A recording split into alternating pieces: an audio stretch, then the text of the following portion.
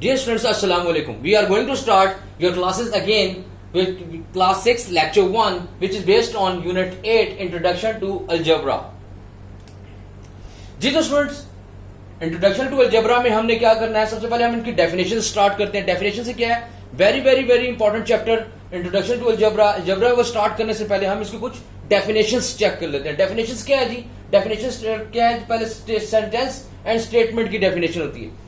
Sentence क्या है हमारे पास, a sentence is the set of words symbols that convey some meaning.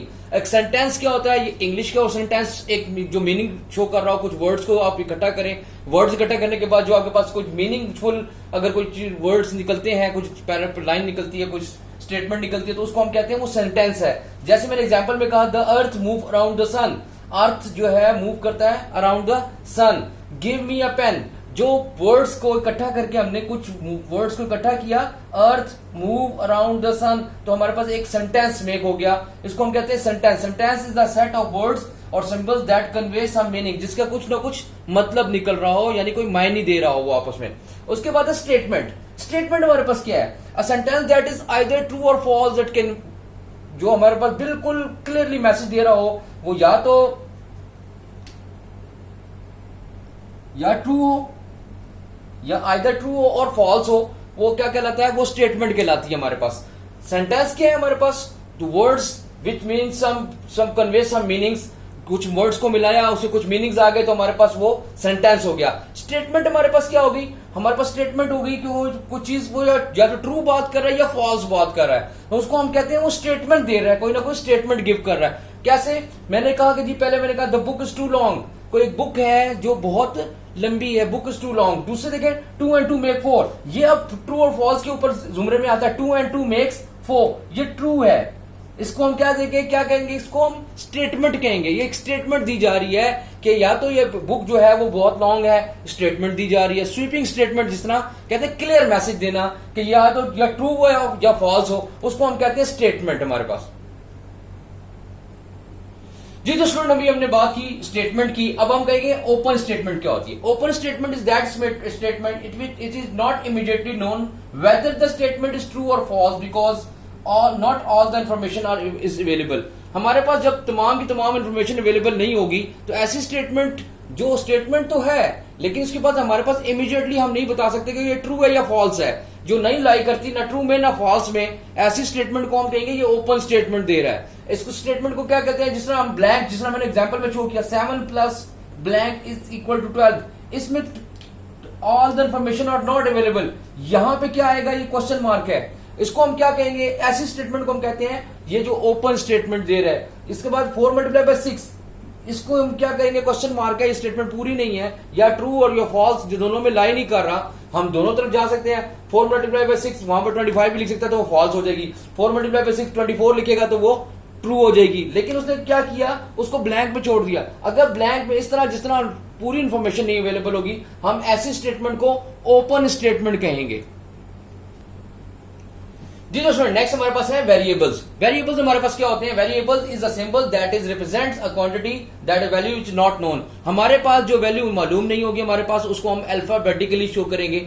जो हमारे पास नॉट नोन वैल्यू या अननोन वैल्यू जो होगी हमारे पास, जिसको हम शो करेंगे, उसको हम कहेंगे वेरिएबल्स हैं. मसलन ए से लेके जेड तक हम उसको किसी भी सिंबल में रिप्रेजेंट कर देंगे, तो वो क्या कहलाएगा, हमारे पास वेरिएबल कराएगा. यहाँ पे क्या है हमारे पास, a variable is a symbol that is represent a quantity the value which is not known. हमारे पास जो अननोन क्वांटिटी होगी उसको हम जो शो करेंगे अल्फाबेटिकली ए से लेके जेड तक. कोई भी alphabet A B C D X Y Z हम कुछ भी इस्तेमाल करेंगे, उसको हम कहेंगे वेरिएबल्स हैं हमारे पास. जैसे यहाँ पे मैंने एग्जांपल में दिया 7 plus x is equal to 12. अब ये जो एक्स वैल्यू है ये हमारे पास वेरिएबल है. क्या है ये हमारे पास, ये हमारे पास वेरिएबल है. वेरिएबल का मतलब क्या हुआ, हमारे पास जो नॉट नोन वैल्यू है, अननोन वैल्यू हमारे पास जो है, उसको हम क्या कहेंगे, वेरिएबल. उसकी सेकंड एग्जांपल में मैंने क्या किया, 4 multiply by 6 is equal to y. ये जो वाई हमारे पास है, ये क्या है हमारे पास, ये हमारे पास वेरिएबल है. जो अननोन वैल्यू होगी, मैं फिर रिपीट कर रहा हूं, जो भी अलजेब्रा में अननोन वैल्यू जिसके साथ एक्स और वाई जेड या ए बी सी डी लगा होगा, वो क्या होगा, वो हमारे पास वेरिएबल्स कहलाएंगे. जी स्टूडेंट, नेक्स्ट हमारे पास है डेफिनेशन में कांस्टेंट.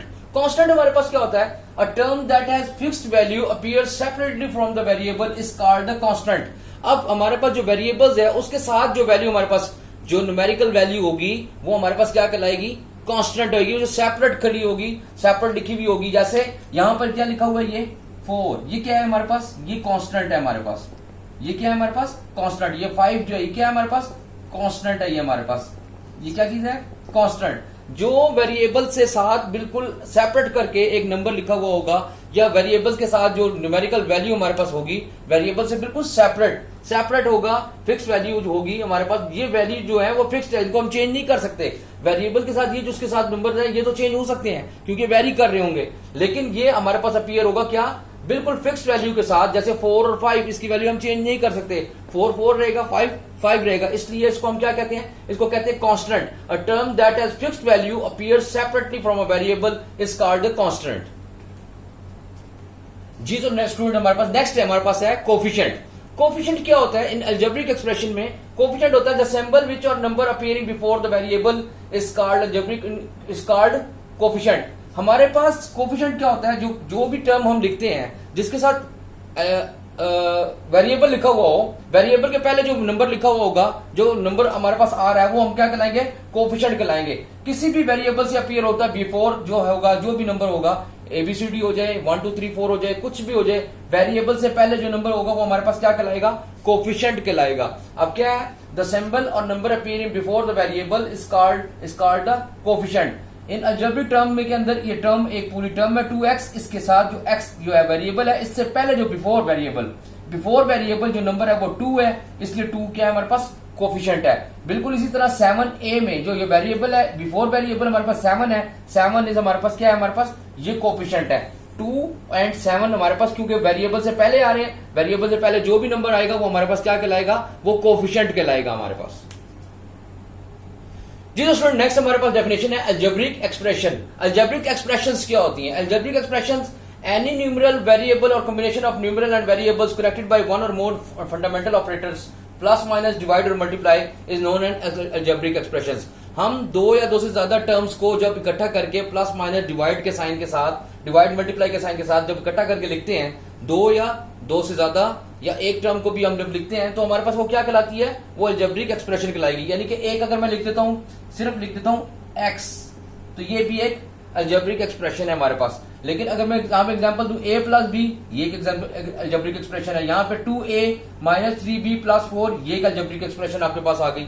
यानी दो या एक से ज्यादा टर्म्स को जब हम इकट्ठा करके लिखते हैं, क्या any numeral variable combination of numeral and variables connected by, किससे हमने करना है, प्लस माइनस को फंडामेंटल जो साइन हमारे पास है, प्लस माइनस डिवाइड और मल्टीप्लाई के साथ जो हम लिखते हैं तो हम उसको कहते हैं अलजेब्रिक एक्सप्रेशन। क्या कहलाती है हमारे पास, अलजेब्रिक एक्सप्रेशन। जैसे मैंने यहाँ पे एग्जांपल में लिखा a प्लस बी, दूसरी एग्जांपल में 2a माइनस 3b प्लस 4, ये हमारे पास क्या कहलाएंगी, अलजेब्रिक एक्सप्रेशंस कहलाएंगी। जी दोस्तों नेक्स्ट हमारे पास अलजेब्रिक एक्सप्रेशन के बाद है अलजेब्रिक टर्म्स। अलजेब्रिक टर्म्स क्या होती है हमारे पास, अलजेब्रिक एक्सप्रेशन ने लिखी जैसे the number of letter, terms क्या हमारे पास, the number of letter separated by operators is an algebraic expression is called terms.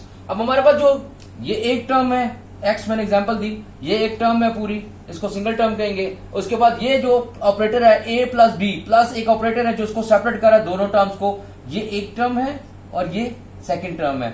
इसी तरह ये 2a पूरी एक टर्म है और 3b, इसमें माइनस का साइन है बीच में, ये 2 टर्म्स है, इसके अंदर 2 टर्म्स है, ठीक है, इसमें भी 2 टर्म्स है हमारे पास। टर्म्स क्या हो गया हमारे पास, the number of letters separated by an algebraic expression में जो ऑपरेटर्स जो उनको सेपरेट कर रहे होंगे वो पूरी की पूरी क्या कहलाएगी, ये पूरी एक टर्म कहलाएगी, ये पूरा क्या कहलाएगा, एक टर्म कहलाती है। ये हमारे पास क्या आ गया, टर्म की डेफिनेशन। इसके बाद हमारे पास आएगा लाइक टर्म्स और अनलाइक टर्म्स। जी तो स्टूडेंट हमारे पास अब क्या है, like terms and unlike terms. अब टर्म्स को मैं डिफाइन करता हूं कि टर्म्स और अनलाइक टर्म्स, क्यों, किस लिए, क्योंकि लाइक टर्म्स जो है ऐड और सब्ट्रैक्ट हो सकती हैं, इसके अलावा अनलाइक टर्म्स को ऐड और सब्ट्रैक्ट नहीं कर सकते। लाइक टर्म्स के लिए क्या डेफिनेशन लाइक टर्म की, if two term differ only their numerical values और do not differ at all. हमारे पास उसकी न्यूमेरिकल वैल्यू में डिफरेंस आ सकता है लेकिन उसकी जो वेरिएबल्स हैं वो बिल्कुल सेम होने चाहिए, उसकी पावर भी सेम होनी चाहिए, वो क्या कहलाएंगे हमारे पास, लाइक टर्म्स कहलाएंगी। और लाइक टर्म्स ही ऐड और सब्ट्रैक्ट हो सकती हैं, लाइक टर्म्स ही ऐड और सब्ट्रैक्ट हो सकती है। मैं बार बार रिपीट कर रहा हूं, लाइक टर्म्स ही आपस में ऐड और सब्ट्रैक्ट हो सकती हैं, अनलाइक टर्म्स आपस में ऐड और सब्ट्रैक्ट नहीं होती। Different terms are called unlike terms. Unlike terms कैसी है, ये 2a है और ये 2b है। देखो इनके न्यूमेरिकल वैल्यूज सेम है, न्यूमेरिकल वैल्यूज सेम है, लेकिन इसके जो वेरिएबल्स हैं a है, इसका b है। तो ये क्या कहलाएंगी, ये नंबर 1, ये तो एक अनलाइक टर्म्स है। पहले नंबर 1 बात ही हो गई। नंबर 2 ये ऐड और सब्ट्रैक्ट नहीं हो सकता। इसी की तरह जो लाइक टर्म्स हैं वो 2a और 5a मैंने एग्जांपल में लिखा, इन दोनों को हम ऐड और सब्ट्रैक्ट कर सकते हैं क्योंकि एक जैसी टर्म्स हैं। लाइक टर्म्स को ऐड और सब्ट्रैक्ट कर सकते हैं, इसलिए लाइक टर्म्स और अनलाइक टर्म्स का जो आपको बेसिक जो है पता होना चाहिए कि टर्म्स कैसे एक जैसी होती हैं और कौन सी डिफरेंट टर्म्स होती हैं। जी तो स्टूडेंट क्लास 6 की लेक्चर 1 में हमारे पास क्या होमवर्क, हमारे पास क्या है, होमवर्क हमारे पास है जो आज जितनी भी हमने डेफिनेशन लिखी एक्सप्लेन की हैं वो आपने लर्न राइट करनी है अपनी नोटबुक के ऊपर, जो पेज नंबर 119 से लेके 122 तक है वो सारी एक्सप्लेन की गई है। आपने उसको क्या करना है, नीट क्लीन एंड क्लियर अपनी कॉपी पे नोट भी करना है और उसको अपने लर्न भी करना है।